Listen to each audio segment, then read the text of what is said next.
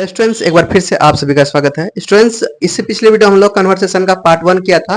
Conversation का मतलब क्या होता है कि वार्तालाप, बातचीत करना। ओके, तो इंग्लिश कन्वर्सेशन हम लोग करवा रहे हैं। इंग्लिश कन्वर्सेशन में हम लोग क्या करेंगे, इंग्लिश में बातचीत करना सीखेंगे। ओके, तो जैसे कि कहीं आप जाते हैं, वहां अधिकतर आपको इंग्लिश में क्वेश्चन पूछा जाता है, क्योंकि आप जानते हैं कि अब इंग्लिश का ज्यादातर ये आ गया है ना।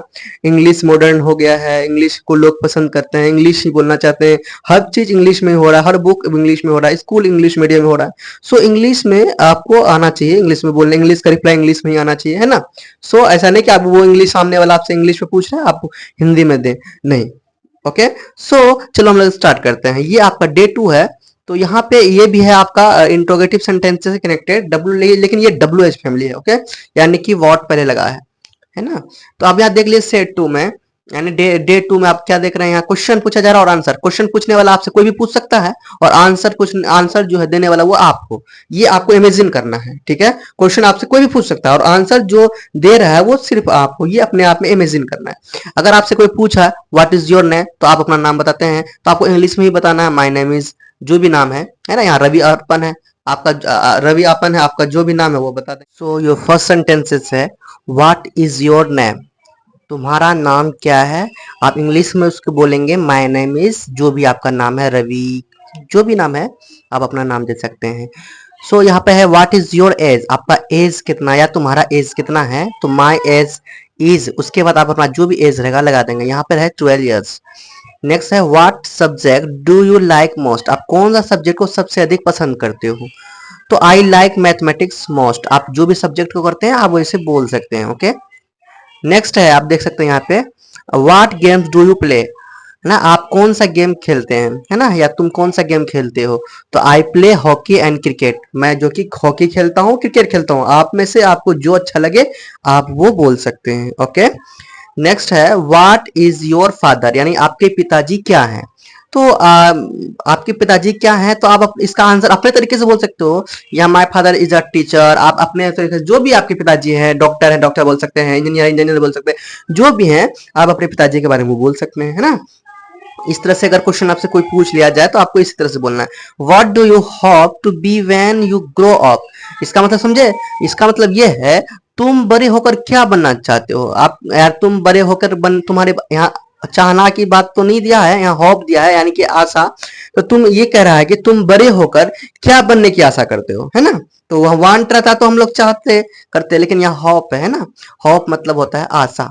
ओके, सो क्या आशा रखते हो, तो I hope to be a doctor, यानी कि मैं डॉक्टर बनने का आशा करता हूँ, मैं उम्मीद करता हूँ मैं डॉक्टर बनूं। ओके, तो आप अपने अनुसार इसका रिप्लाई दे सकते हैं। ओके, नेक्स्ट है what brings you here, what brings you here मतलब कि आप यहाँ क्या लाए हैं। जैसे कि ये आपको ये पूछ रहा है, जैसे कोई बिजनेस करने के लिए आया है या कोई कुछ और करने के लिए आया है, तो यहाँ वही पूछा जा रहा है आप क्या करने के लिए आए हैं, है ना। तो क्या करने के लिए आए हैं या क्या लाए हैं, क्या प्रेजेंटेशन आपका, ये पूछा जा रहा है। तो आप बता देंगे आप जो भी कर रहे हैं। यहाँ क्या है, I am on business here, यहाँ मैं बिजनेस करने आया हूँ, यहाँ पर बिजनेस करने आया हूँ। तो वो अपने अनुसार बोल रहा है, आपको अपने अनुसार बोलना है। तो इंग्लिश कोई भी क्वेश्चन आपसे पूछा जाए, इंग्लिश क्वेश्चन का रिप्लाई इंग्लिश में ही। ओके, क्योंकि अभी इंग्लिश में आपको पूछेंगे। What is a pen for, what is a pen for मतलब कि ये, इसका मतलब ये हुआ पेन किसके लिए है, ये जो पेन है ये पेन किसके लिए है भाई, ये पेन लिखने के लिए है। तो इसने क्या बोला है, it is to write with. आप और भी कुछ बोल सकते हैं ना, अपने तरीके से कुछ भी बोल सकते हैं, ठीक है। तो लेकिन इंग्लिश जो आप वो करते हैं उसी समय उसी टाइप का क्वेश्चन का जवाब देंगे, है ना। चलिए नेक्स्ट है आपका what is a knife for, अब ये नाइफ किस लिए, अब पूछा जा रहा है कि ये नाइफ किस लिए, है ना, ये चाकू किसके लिए है ना। तो आप इसके लिए बोल सकते हैं it is to cut with. इससे इसीलिए वोकेबलरी चाहिए, वोकेबलरी के लिए मेरे इंस्टाग्राम आईडी को फॉलो करें। ओके, तो वहां पे आपको वोकेबलरी मिलता है। चलिए नेक्स्ट है what is wrong with your cycle, what is wrong with your cycle मतलब कहने का मतलब ये है, आपसे पूछा जा रहा है कि आपकी साइकिल में क्या खराबी है ना। व्हाट इज रॉन्ग, क्या खराबी है आपके साइकिल में। So it is for wheel wants pumping, यानी कि ये कहना चाहता पहिया जो है इसकी, ये पंपिंग करने चाहता है, मतलब वांट्स लिखा है तो यानी चाहना, तो पंपिंग चाहता है। पंपिंग मतलब यानी कि हवा, जैसे हवा नहीं है उसमें, हवा उसके अंदर में हवा नहीं है, तो पंपिंग मतलब हवा भरने की, है ना। तो हवा भरना चाहता है वो, अपने अंदर में हवा भरना चाहता है ना। तो पंपिंग करना, ये हवा भरना। चलो नेक्स्ट है, what is the time by your watch. What is the time by your watch. आप कह रहे हैं मतलब कि आपके घड़ी में कितना समय बचा है, ये कह रहा है कि आपके घड़ी में कितना समय बचा है। तो आप उसी अनुसार बता सकते हैं, अब जो टाइम हुआ है तो आप उसी अनुसार बताएंगे, है ना। तो भाई इसने कहा है इट इज 10 to 10, मतलब 10-10 का फर्क है, 10-10 का मामला है, ये अपने तरीके से आप बता सकते हैं। It is 10 o'clock, it is 9 o'clock, है ना। आप अपने अनुसार क्लॉक बता सकते हैं। क्लॉक बताने के लिए भी आपको अलग से वीडियो में बना दूंगा, ओके। चलिए नेक्स्ट, आप लोग इंस्टाग्राम आईडी को ज्वाइन कर लीजिए, इंस्टाग्राम आईडी को फॉलो कर लीजिए, वहां मैं इंग्लिश शॉर्ट्स इंग्लिश डालता हूँ, सो आपको बहुत हेल्पफुल होगा। नेक्स्ट है, what is he suffering from. What is he suffering मतलब वह किससे पीड़ित है। सफरिंग मतलब पीड़ित होना, कि या किससे जूझ रहा है, क्या क्या अभी फील कर रहा है वो, अब ये पूछा जा रहा है। तो आप इसका जवाब दे रहे हैं, क्या दे रहे हैं, he is suffering from fever. वो फीवर से जूझ रहा है, फीवर से पीड़ित है, ऐसे आप इस टाइप से बोलेंगे, है ना। इसे आप प्रैक्टिस करेंगे तब तो होगा। तो यहाँ जिस टाइप का क्वेश्चन लिखा गया, आप और भी कई अनेक अनेक प्रकार के क्वेश्चन ले सकते हैं, गूगल में सर्च करेंगे बहुत सारे क्वेश्चन मिलेगा आपको, है ना। और इसका अगर चाहिए आपको पीडीएफ, तो आप टेलीग्राम ज्वाइन कर लीजिए, वहां आपको मिल जाएगा। ओके स्टूडेंट्स, नेक्स्ट है, what did she die of. जो मृत्यु हुआ वो किससे हुआ, ये आपसे पूछ रहा है क्वेश्चन। तो आप लिखा सी डाइड ऑफ प्लग, कोई प्लग को छूने से उसकी मृत्यु हो गया, या एक्सीडेंट हुआ, एक्सीडेंट से हुआ। अब जो भी तरीके से हुआ, अब अपने तरीके से उसको बोल सकते हैं, नो प्रॉब्लम।